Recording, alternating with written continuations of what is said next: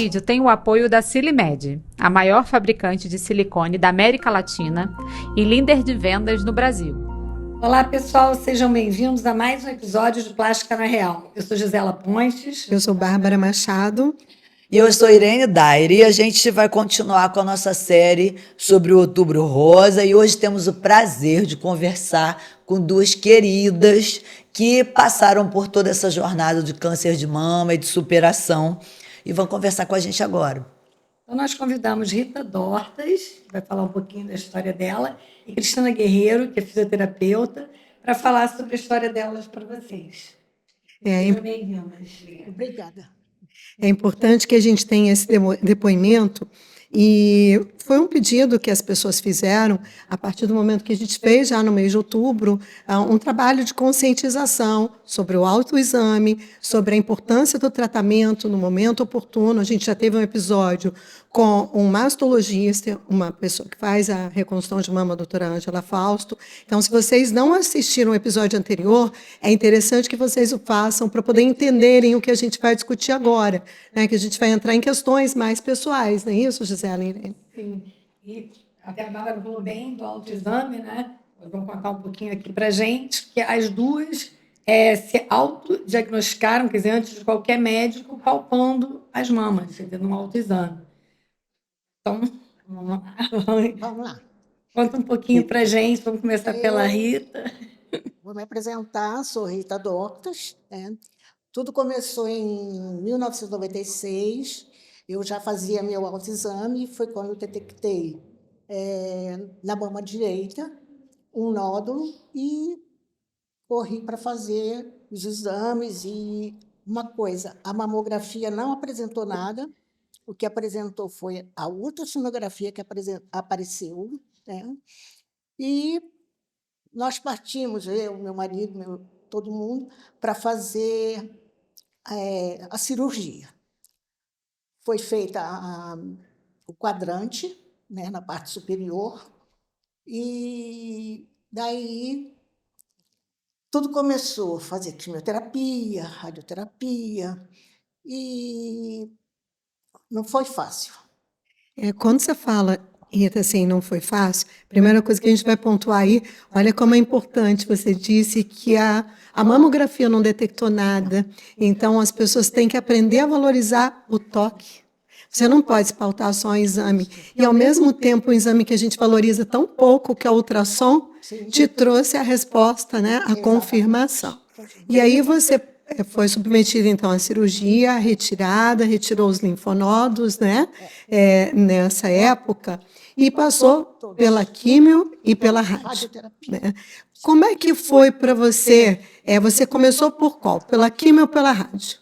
Comecei pela radioterapia. Pela rádio.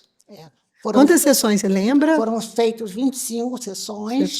Tá. Né? E depois, a quimioterapia, foram feitas 6 sessões, que é a parte mais difícil. Foi mais difícil. Na radioterapia, você chegou a ficar com alguma marca, alguma área mais escura no corpo? Não. Eu cuidava para não estar queimada, né? Porque escurece a parte local. Né? Mas não tive nada, não. Era só mais aquele cansaço que dava, né? A prostração. Sim. Você fazia bastante hidratação depois da radioterapia? Fazia, sim. Fazia bastante. Cuidava bastante. E, assim, depois da radioterapia, logo depois você começou a químio, como é que foi? Logo depois já começou a quimioterapia e eu acho que naquela época, em 96, era bem diferente do que temos hoje de quimioterapia, né?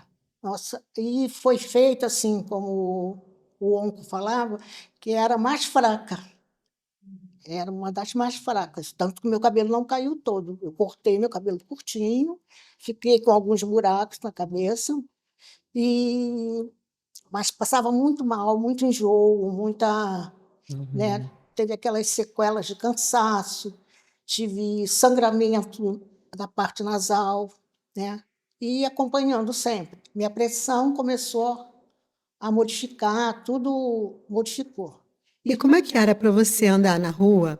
Você chegou a usar alguma prótese capilar, alguma coisa assim. Como é que era para você ser vista por outras pessoas, né, assim, com um diagnóstico, né? Porque a gente conhece às vezes pela queda do cabelo. Como é que foi isso para você? Então, não foi complicado, não, porque eu cortei meu cabelo baixinho, né? Bem baixinho. Então, tinha mais aqueles buraquinhos assim. Aí depois o cabelo foi crescendo um bocado, eu botava por cima, ajeitava e foi assim. Era Oi? mais os meus filhos que ficavam assim, né?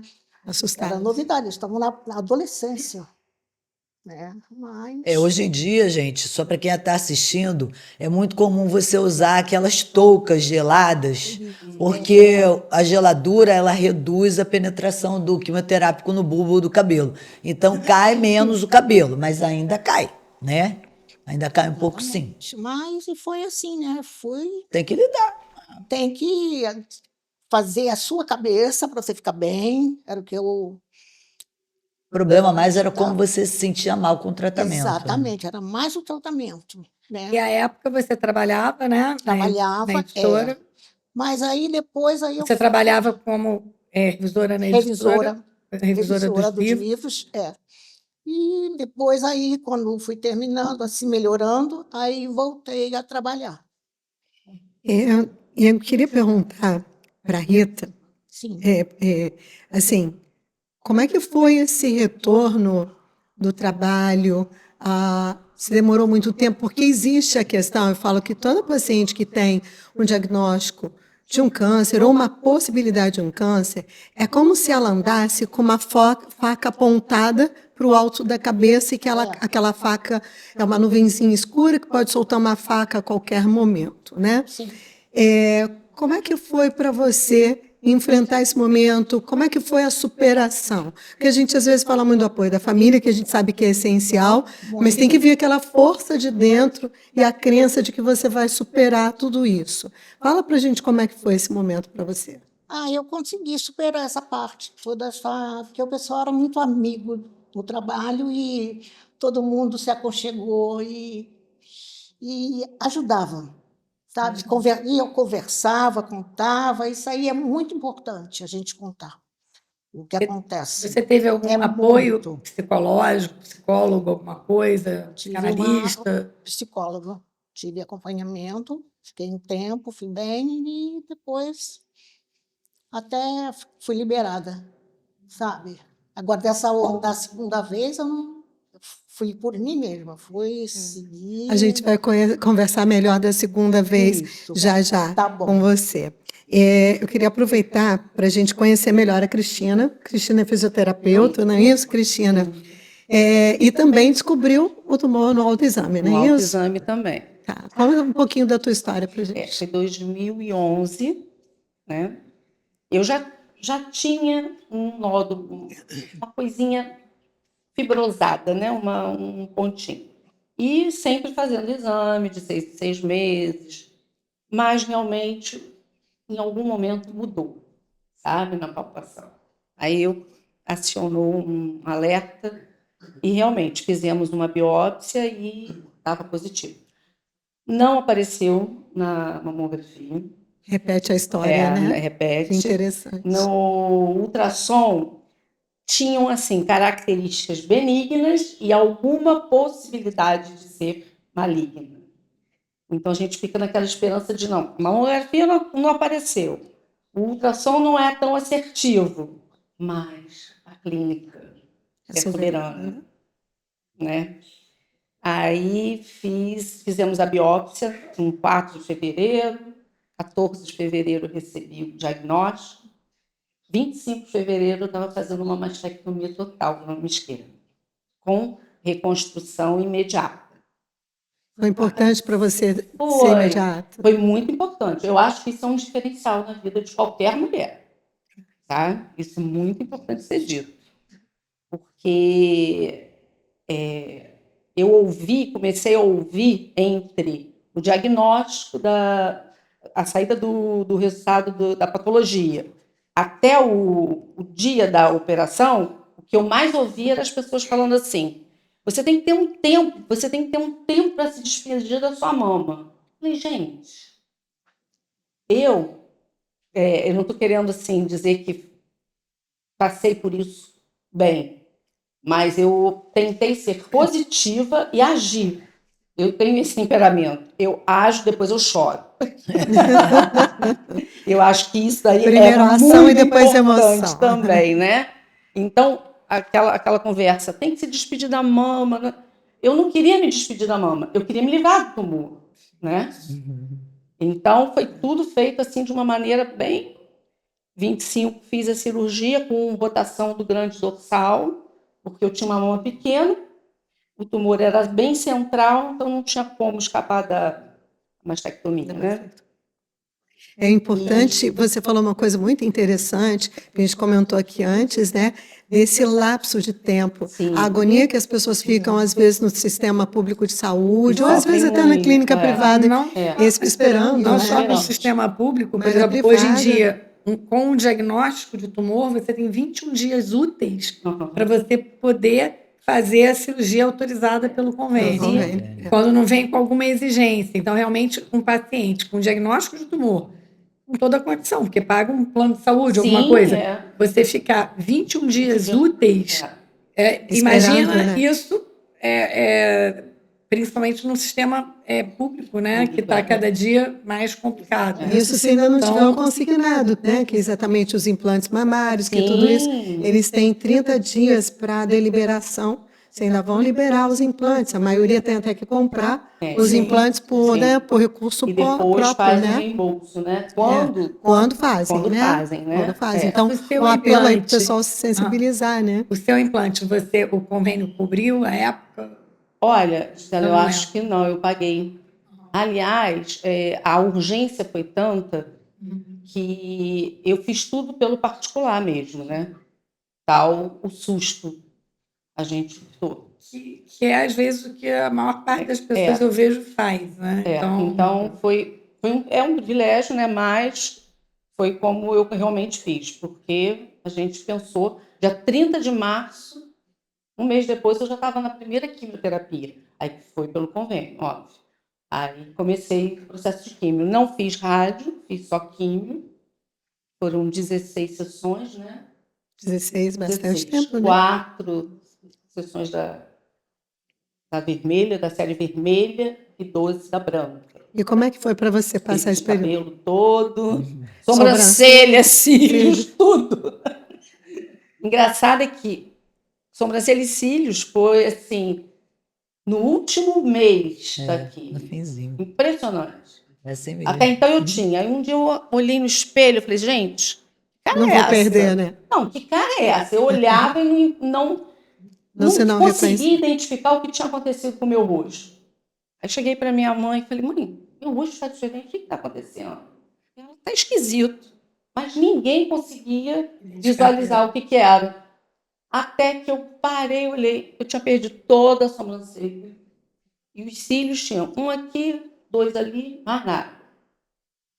Eu tinha terminado a última sessão em 15 de setembro. Isso devia de ser 20 e poucos de setembro. Fiquei assim. Quanto também tempo para volta crescer? rápido, né? Volta? O crescimento é rápido. Você chegou a usar essa touca gelada? Não, na que tem minha hoje em época dia? ainda não tinha. Ainda não tinha. Eu fiz uso de... Não tinha nem lace na minha época também, era peruca mesmo, né? Eu comprei 2 perucas e usei muito lenço, porque eu sou calorenta. A peruca me fazia transpirar. Então eu era aquela que entrava no restaurante de peruca, aí saía de lenço. Eu tinha ido lá no banheiro, tirado a peruca, botava um lenço, que era mais fácil, né? Menos calor. Vocês duas passaram por aqueles momentos de calor, Eu- alguma coisa assim? Muito. Como é que foi para você? É muito ruim. E até hoje eu sou calorenta, muito calorenta. Continuo. Não sei se é também do remédio que eu continuo a tomar, né? O químio. Uhum. E até meu cabelo ainda cai por aqui, algumas coisas com a químio. Um pouco da sobrancelha, falando, eu lembrei, né? Mas era muito ruim. E você manteve o monitoramento, Rita, ao longo desses anos, não é isso? Sim. E aí, conta pra gente que você teve uma nova surpresa, não é isso? Tive. Quando é que foi isso? Foi em 2017, né? Fazendo meus exames. Quando eu fui levar no onco, aí ele viu lá um linfonodo na axila, na parte muscular da axila, e partiu para fazer um PET, né? Mostrar a localização, tudo, aí fiz, e era maligno mesmo, né? Aí parti para fazer a cirurgia, e quando foi feita a cirurgia, tinham 3 linfonodos. 2 estavam comprometidos e um não. E começou tudo de novo, remédios, né? E continuo no tratamento até hoje. E Mas você firme. fez químio e rádio de novo ou só químio? Não. Só Não. tomo remédio. Não cheguei a fazer quimioterapia nem Químio de novo, radioterapia. Somente medicação oral. E lá se vão 7 anos. E como é que é isso para você ficar nessa químio ao longo desses 7 anos, monitorando? Isso é, digamos, um problema que para a tua vida ou você conseguiu Não, eu da mesma continuo. maneira da outra Eu vez? continuo e, para mim, para salvar minha vida, vamos nós, né? Tem que fazer, tem que tomar e E vida que segue. vida que segue, né? Tem que viver. E como é que Então, é foi, assim, importante. esse segundo diagnóstico, então, não foi pautado mais no autoexame, porque essa mama já estava alterada, né, pela cirurgia, Exatamente. e aí você, então, numa consulta de rotina, é que Não, você exatamente, descobriu. levei meus exames e foi detectado na ressonância de mama esse E o que foi linfonodo. orientado para vocês, assim, em termos de controle? Porque geralmente a gente acompanha até 5 anos, Não, depois de agora são 5 10. anos. Agora são 10. São 10 anos. Mas assim, considera a cura a partir de 5. Você Sim. continua até 10, né? Mas considera a cura. A Partir de 5. princípio, eram 5 anos, quando eu tive dessa vez, em 2017. Aí, depois, passou para 7 anos, que seria agora, eu terminaria agora, que fez 7 anos. mudou Mas de agora novo a leitura. aumentou mais, para 10. Eu também E fiz qual a E frequência de vocês? consulta que vocês fazem? Anual? Eu faço Semestral. semestral. Enquanto eu estava no uso da medicação, porque eu parei já, tomei 10 anos, né? Uhum. Parei já e agora é anual, mas era também semestral. Uhum. E, E dos Cristina, exames vocês fazem ultrassom? Ultrassom e mamografia. Tá? E eu faço a ressonância, assim, a cada 2 anos, só para ver a qualidade da prótese, Da para ver prótese. se não tem alguma ruptura, alguma coisa, né? Mas é isso, basicamente.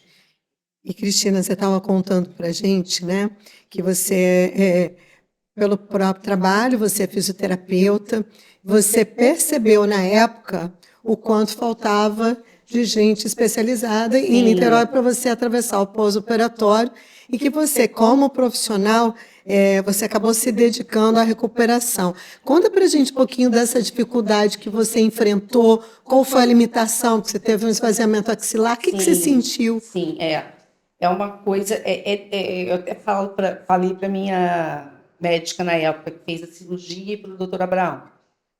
A sensação que você tem quando você tira a rede ganglionar, parece que você tem um tijolo embaixo do braço. Então, Passa a pesar isso? não, tem um espaço. É como se tivesse um bloquinho aqui. Ah, entendi. Você não consegue encostar. fechar. Você está com Entendi. o braço encostado, mas você não percebe que você está. Parece que você está carregando sempre um tijolinho ali. E eu, como rodei o grande dorsal, eu comecei a perceber também a ação do grande dorsal na parte da frente. Sim. Então, são sensações que você tosse, esse peito Mexe. contrário. Você espirra, peito contrário. Se você faz tem uma ação da musculatura posterior, aqui na frente reflete. Então, o músculo ele tem que aprender a estar no lugar certo, né? Enquanto você não consegue entender isso, essas sensações, elas são esquisitas, sabe? Então, isso foi muito importante eu perceber, eu me aprofundar um pouco em mim para poder ajudar essas pacientes que me procuram hoje em dia. Quando elas chegam no consultório, eu sei exatamente o que elas estão sentindo, porque eu senti isso também. Então, isso gera uma identificação e gera também uma confiança, sabe? Que você está sendo tratada por uma mulher que olha e entende o que você está sentindo. Isso é um diferencial para uma mulher que já vem sensibilizada pela perda da mama, pelo tratamento, porque a quimioterapia não é fácil de passar. Eu, graças a Deus, passei bem, não tive muito enjoo, tive um extravasamento de quimioterapia, Terápico. tive uma queimadura, mas graças a Deus tudo tranquilo. Então, a gente tem que olhar para essa mulher com Com mais um pouquinho de empatia, com mais amor, empatia, né? porque é pesado, né? É aquela coisa que não te mata, tipo, Mudou alguma coisa na tua relação familiar ou como as pessoas lidam com você? a família, eu sei que foi um peso e uma preocupação muito grande para os meus filhos, né? Eu tenho um filho que mora fora, mora no exterior, a minha filha ficou comigo, então, aquela coisa, ela muito preocupada, vivenciando muito, ela que fazia, a Gisela sabia, ela que fazia meus curativos, ela que me aplicava a injeçãozinha para não ter problema de coagulação, Luana que fez isso tudo por mim. E o outro lá fora, preocupado também, porque não estava junto, enfim. Então Parece uma tem. culpa, né, de não estar dando Não, suporte. eu acho que não é culpa, mas fica uma preocupação mais também um pouquinho exacerbada, né? Mas passamos bem, graças a Deus. Você fez acompanhamento psicoterápico Na também? época eu não fiz. Até o convênio oferecia, eu fiz na antiga POI, eu oferecia, mas eu não fiz. Eu trabalhava no INSS, com qualidade de vida, sempre fui da área da reabilitação profissional. Então, dentro do próprio instituto, a gente tinha muita terapia atuando, tinham vários profissionais trabalhando, então eu me nutri muito desse ambiente de trabalho. Como se estivesse fazendo uma terapia coletiva, né? Me nutri muito disso e passei dentro do instituto também a ser assim, a pessoa que acolhia quem estava vivenciando ou passando por uma história dessa. Então isso me fortaleceu, sabe? Vinha fazer terapia há uns 8 anos atrás, mas não no período do tratamento. Do tratamento. Porque, na verdade, você estava já Eu imersa estava no. nutrida ali, Estava então imersa num era uma ambiente em que já situação era. privilegiada, né? Então eu estava bem Sim. acolhida, né? Em termos de movimentação, que você até fala muito dessa que você mesmo prestou atenção para não ter as limitações que a cirurgia Sim. pode acabar acarretando no Sim. paciente, né?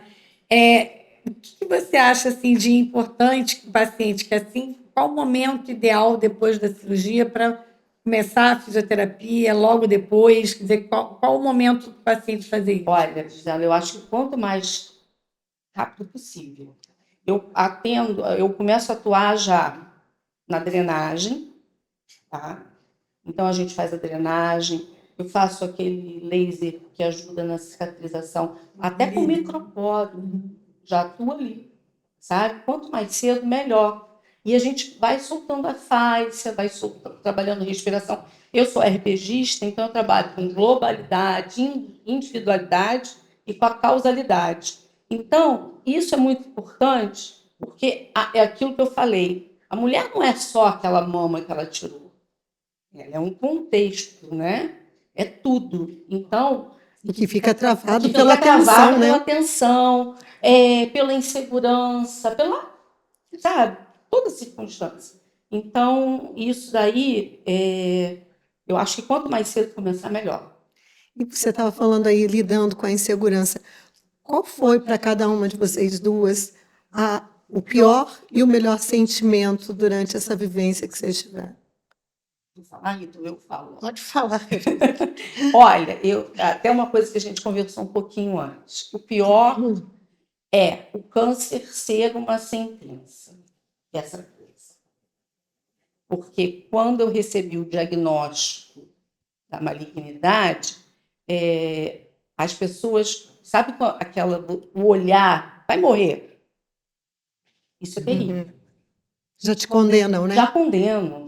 O diagnóstico Mas te leva isso a ser não é por mal. Isso aí eu acho que é a preocupação, a própria palavra. Tem gente que não consegue falar câncer, né? Então, é uma coisa meio ainda um tabu, né? um tabu, né? Acho que é pelo medo do desenrolar da doença, Sim, né? Que a gente não tem uma certeza de cura para todo mundo. E é isso que foi o pior, porque eu olhava para as pessoas olhavam e eu falava assim, gente, eu não vou morrer. Entendeu? Vencer isso é complicado, porque é uma validação que é negativa, né? Você não quer vencer. E você? Para mim, o pior momento era quando meus filhos vinham, mãe, você está com câncer? Porque eles eram adolescentes, primeira vez, a primeira história, né? Você vai ficar boa? Você vai morrer? Ele perguntava, você vai morrer? Eu falei, não, eu vou viver aqui, não estou viva aqui. É o maior medo de qualquer filho, né? Perder. Exatamente, eles ficavam desesperados. Então, isso é né? importante, gente, que a gente passe para as pessoas que Muito, estão assistindo muito. como vocês superaram, estão curadas aqui. Estamos. Que é uma doença que tem cura, e é que você tem que procurar rápido o tratamento. Diagnóstico precoce. Mas isso é muito importante que as pessoas entendam, né? Que às vezes tem gente, não quero tirar a mama, fica postergando isso. e chega numa fase que não tem mais O tratamento. medo, ele paralisa, sabe? É. E a gente não pode deixar. Sim. Isso que eu falei. Eu agi e depois eu chorei. É. Porque o importante é isso. Você não pode paralisar. Sim. Você tem que agir. A pessoa até fica naquela situação, por que eu, né? Não, quando na verdade não é o porquê eu, não é uma sentença de morte, é você ressignificar até a própria vida. Fala, o câncer é considerado hoje em dia uma doença crônica. É uma doença que você vai tratar a vida toda. Você vai se cuidar, vai fazer exames preventivos. Não quer dizer que você vá morrer dele. Sim, claro. Nós aprendemos muito no episódio anterior como os nossos hábitos de vida nos conduzem a isso, né? A doutora Abrão estava falando sobre alcoolismo, sedentarismo, obesidade, né? E isso é muito interessante na mulher que faz um acúmulo de estrogênio maior ainda e tende a um sedentarismo. A gente ainda tem, né, tem gerações ainda que ainda tem essa coisa de não hábito do exercício mais regrado, aquela coisa toda, e tudo isso pode mudar o curso da história, né? E o que vocês mudaram na rotina? O que a Rita mudou na rotina depois que passou pelo primeiro e pelo segundo sufoco, né? Mudei mais porque nasceram meus filhos casaram, meus netos nasceram, então eu renasci. Renasci com eles e, para mim, é a melhor coisa da vida, né? Que me faz ficar bem sempre e seguir em frente nosso caminho. E você? Eu acho que eu comecei a me olhar mais, sabe? Porque a gente esquece um pouquinho. Tem um momento na vida da gente que a gente começa, olha, todo mundo, né? E eu aprendi que eu tinha que me curar. Quem deu o braço lá na químio fui eu. Ninguém, por amor maior do mundo que tivesse por mim, ia poder fazer isso por mim. Então, juntar os caquinhos todos e ir em frente. E escrever uma história nova, escrever uma história nova, olhando esse mundo de uma maneira diferente e se olhando de uma forma diferente também, né? E a gente tende a procurar assim, uma causa ou uma culpa, né?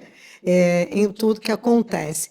Mas você diria, Rita e você, Cristina, vocês diriam que tem alguma coisa que você aponte, tipo um momento emocional difícil, que pudesse ter corroborado? Porque existem várias teorias, né? No desenvolvimento da célula tumoral, em que num determinado momento o nosso sistema imunológico falha e essa célula começa a se replicar. Vocês diriam que tem alguma coisa que vocês identifiquem, que vocês ou deixaram de fazer, ou passaram a fazer e não deveriam ter feito? Tanto emocionalmente como fisicamente, eu digo. Eu acho que vai sendo um acúmulo de alguns anos que você vai reprimindo alguma coisa, né? Daqui a pouco explode, né? No meu caso, eu trabalhava numa firma que era ótimo, ótimo, ótimo. Foi embora, tive que largar meu emprego e tudo mais. E às vezes também em casa também, parte emocional, com o marido, com filhos, com toda essa parte aí. Isso aí é muito. Carga emocional. Eu sou do tipo que eu me fecho muito, me tranco muito, todo esse lado. O Né? acúmulo de tudo. É o né? acúmulo de tudo. E a preocupação, né? Daí a importância de botar para fora, né? Exatamente. A terapia, jogar para fora, às vezes com amigas mesmo, conversando. Exatamente. E você? Eu, por estar um pouco envolvida nessa parte de atendimento, de escutar histórias e colher histórias também, né? Eu percebo que tem questões emocionais que são realmente importantes, né? A gente olhar. Tem fases. Eu, por exemplo, estava passando por uma fase em que eu estava me separando. Não atribuo isso ao câncer, pelo amor de Deus, mas é uma coisa estressante. Então, eu acho que o estresse pode ser um fator bem significativo também. O fato de você, talvez, não se olhar, priorizar os outros, priorizar os problemas, também pode ser um fator muito importante. E o meu oncologista, até eu tive nele mês passado, ele estava falando que o câncer de mama é um câncer que, estatisticamente, traz muitas separações. Que ele disse para mim que uma média de 70% das mulheres que passam por câncer de mama terminam seus casamentos, né? Ou, independente do problema, se é a mulher, ou se é o homem, mas o casamento realmente, os relacionamentos acabam. E aí o que eu percebo no consultório é isso, é importante a gente acolher isso, sabe? Porque é um feminino machucado. E a causa da separação, um né? que já foi abandonado, é um feminino, sabe? Então, é importante esse olhar para a mulher, eu acho. Porque a separação ela pode advir de vários fatores. Eu acho que a partir do momento que a mulher se vê com a possibilidade de se sentir mutilada, deformada, e aí ela não quer se mostrar, às vezes, para o companheiro que ela tem por vergonha, né? E não vê ali uma perspectiva de normalidade. Ao mesmo tempo, eu acho que toda aquela carga emocional que você disse do acúmulo, né, ao longo da vida, ela aflora, porque é um momento de fragilidade muito grande, né?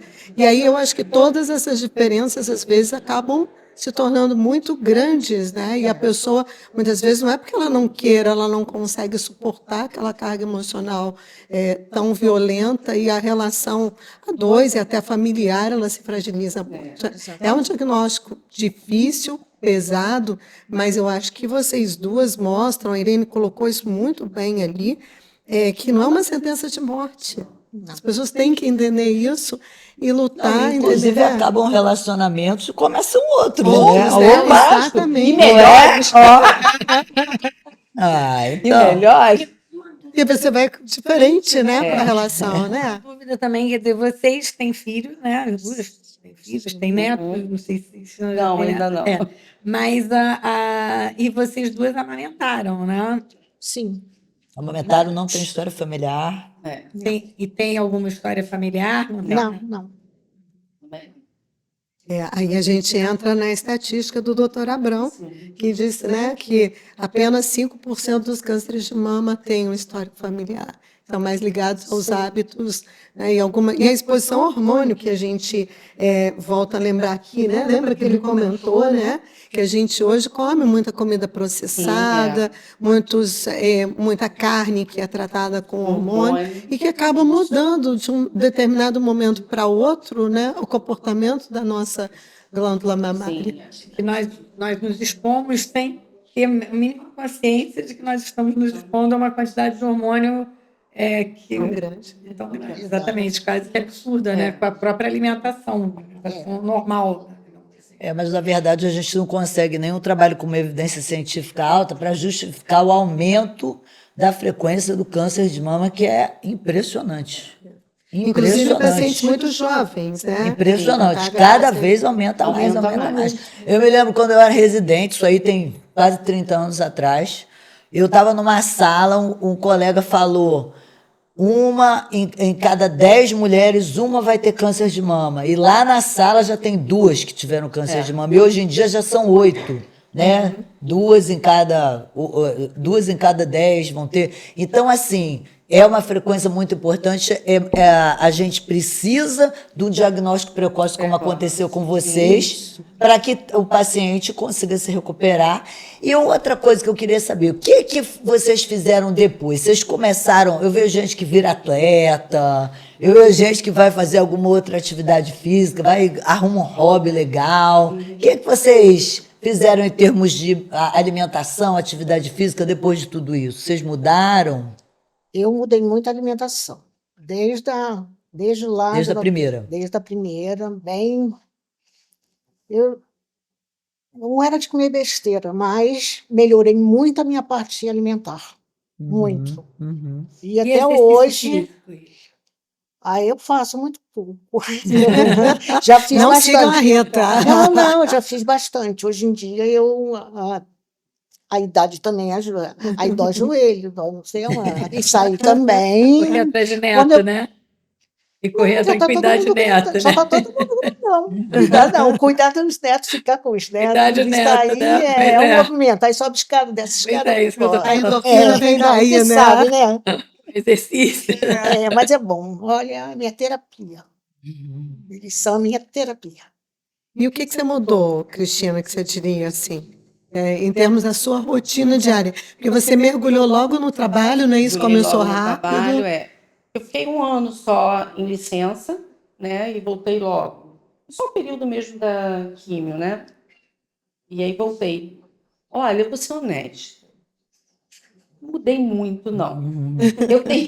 Eu sou muito agitada no meu dia a dia. Eu sou uma pessoa muito ativa. Atualmente faço pilates. A alimentação é uma alimentação normal, faço muito em casa, comidinha, mas não mudei radicalmente nada, não. Sou bem honesta, tá? E a tua cirurgia, você não sentiu nenhum impedimento para fazer atividade física? Não. Porque tem muitas pacientes que têm Não. essa dúvida, né? Não. Eu vou fazer essa cirurgia, não vou poder fazer Mas aí eu atribuo ao a fato reabilitação. de ter começado a fazer a fisioterapia logo. Logo. Senão vem a coisa do ombro congelado, vem as Eu tenho dores. amplitude normal. Eu trabalho fazendo tração. Não tem problema nenhum. Eu atendo 8 pacientes por dia e saio inteira do consultório atuando com manualidade, porque o atendimento da fisioterapia é isso, é mão, né? Sem problema nenhum, sem dor no ombro, sem dor no braço. Não tenho nem 0,5 centímetros de Diferença. edema, nada. Então, isso eu acho que eu atribuo a esse tratamento logo inicial, sabe? Que é muito importante. Reabilitação. E não parar, porque eu continuo trabalhando, eu continuo fazendo, continuo trabalhando meu arco de movimento. Eu mesmo vou me trabalhando. Não parei. Por exemplo, você tem, digamos assim, a facilidade de saber tudo isso, quê? de ter o conhecimento do Lógico. que você precisa fazer. Mas uma paciente que fez uma reconstrução de mama e fez a cirurgia, fez um período de reabilitação, quanto tempo tem que ter de manutenção? Tipo, uma vez por semana, uma vez a cada 15 dias? Porque, principalmente para quem fez a radioterapia, que a radioterapia ela aperta, vamos dizer assim, os tecidos ficam endurecidos, isso você trata, ele refaz, você trata, ele refaz, isso, né, na vida. Como que você orienta, por exemplo, paciente fica uma vez por mês, 2 vezes por semana, como é que Olha, Gisela, eu normalmente atendo uma vez na semana. Quando a paciente ainda está no processo de tratamento, logo no início. Eu acho que pelo menos de 15 em 15 dias é importante Essa ter uma mobilização. mobilização. Até quando? Até sempre. Até sempre. Ou seja, manter a mobilização da articulação, dos Olha, braços. eu acho que o movimento é mais importante do que qualquer trabalho de alongamento que você possa fazer. A gente sabe hoje em dia que o alongamento, ele estressa nele. Se ele for mal feito, se ele for feito de uma maneira errada, no momento errado. Então, o pessoal fala muito, vou alongar, vou alongar. Alongamento estressa. O mais importante é a mobilidade. Então, eu procuro e eu trago isso para pacientes. Ela saber que ela pode se mexer, que ela pode movimentar de maneira segura e, com isso, não ter perdas, né? Olha, a gente já está chegando no final do episódio, daqui a pouco elas vão fazer umas considerações, umas perguntas para vocês, mas como vocês duas viveram essa situação, diagnosticaram através do autoexame e tiveram, digamos, um desenlace muito feliz, né? Souberam lidar com a doença, a gente sempre pede que vocês deixem, digamos, uma orientação, um conselho, ou então alguma coisa da vivência de vocês que vocês não tiveram a oportunidade de passar, para quem está do outro lado e pode eventualmente estar passando por essa situação. Eu queria começar com a Rita. Sim. O principal é o autoexame, que eu acho muito importante, né? Esse é, assim, detectou, corre e resolve, vai tentar resolver o problema de um jeito ou do outro, e para poder continuar a viver e ter força, né? Certo é isso aí. E você? Eu também diria isso. O autoexame, para mim, é essencial. Eu acho que cada vez mais a gente tem que se preocupar em educar, em fazer campanhas para que as mulheres se toquem. Porque isso daí foi o diferencial na minha vida, sabe? Porque eu poderia não ter percebido, ter retardado 6 meses do meu tratamento, né?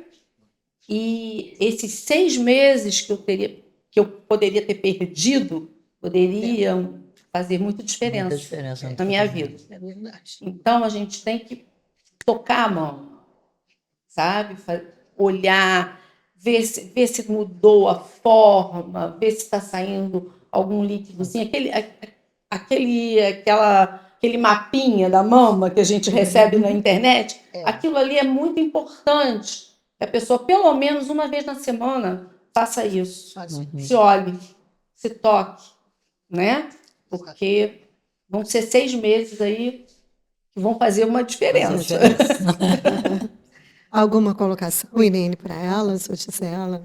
Eu queria só agradecer muito a vocês, assim, pelos depoimentos e pela garra, assim. É isso que a gente queria transmitir para quem está assistindo. O câncer tem tratamento, a vida continua, mesmo tendo recidiva, tem tratamento. Então não façam aquele olhar que ela falou, porque não tem nada a ver. Isso aí tá antigo. Eu tô com duas pessoas da minha família muito próximas fazendo quimioterapia, fazendo rádio. E assim, é impressionante os avanços da oncologia. São impressionantes, assim. Como você consegue tratar, como você consegue ter uma boa reabilitação, desde que seja precoce, como a Cris falou. Então, é muito importante isso, diagnóstico precoce, correr para o tratamento, acreditar no tratamento, e a vida continua a aproveitar a sua vida, ela está aí. Exatamente. E você, Gisela? Eu queria agradecer pela honestidade dos depoimentos, né? Quer dizer, que é difícil para vocês. Muito obrigada por vocês terem vindo aqui. De nada. E falar para todas as mulheres que estão nos assistindo que vocês não estão sozinhas, que tem todo um acolhimento, e que o importante é que vocês ouçam o depoimento delas e que possam repetir as histórias de superação que nós estamos mostrando aqui, e sabendo que sempre tem todo um apoio de esperança na medicina, nas novas terapias e em tudo que se faz na medicina atual. E eu acho que são 2 provas vivas, graças a Deus, de pessoas com muita garra, né, e que acreditam na força interna que cada um tem de superar, né? Qualquer doença, isso vale para o câncer, qualquer doença crônica também, né? Porque às vezes a gente se encolhe com o diagnóstico e se considera a vítima, quando na verdade a doença é um sinal de que tem algo que precisa ser revisitado, né? Que precisa ser mudado, seja no comportamento de vida, seja emocionalmente falando, e não é um momento só de dor física, né? Mas é um momento de repensar o nosso emocional, todo o nosso contexto. Bom, a gente agradece a parceria da Silimed também, que deixou para vocês uma lembrança. É uma grande parceira da Sociedade Brasileira de Cirurgia Plástica no sentido de estar presente nos eventos e que participam também na vida das mulheres com relação à reconstrução. Muitas pacientes se beneficiam, né? Está aí com você. Comigo. E que se beneficiam, então, né? Obrigada a você. E a gente quer, então, desejar para todo mundo que está em casa e que está assistindo a gente, que se você estiver enfrentando um diagnóstico desses, não se desespere. Hoje, como a Irene falou, a medicina é fantástica, tem avanços incríveis, e se toquem. Né? É muito importante o autoconhecimento, inclusive físico. Eu queria corrigir uma fala minha, onde eu fiz assim a minha autoculpa, dizendo que eu não mudei em termos de alimentação e de atividade física. Eu acho que o que me valeu, e é importante falar, é mudar a maneira que a gente enxerga a vida, a maneira que você traz os seus problemas para o seu emocional. Porque o emocional é também um fator, é um dos fatores que adoecem. Então, eu faço aqui a minha culpa. Mudei nisso. Obrigada. Maravilha. Gente, esse foi mais um episódio do Plástica na Real. Sensacional, vocês vão amar. E sigam a gente no Instagram, no YouTube, no Spotify.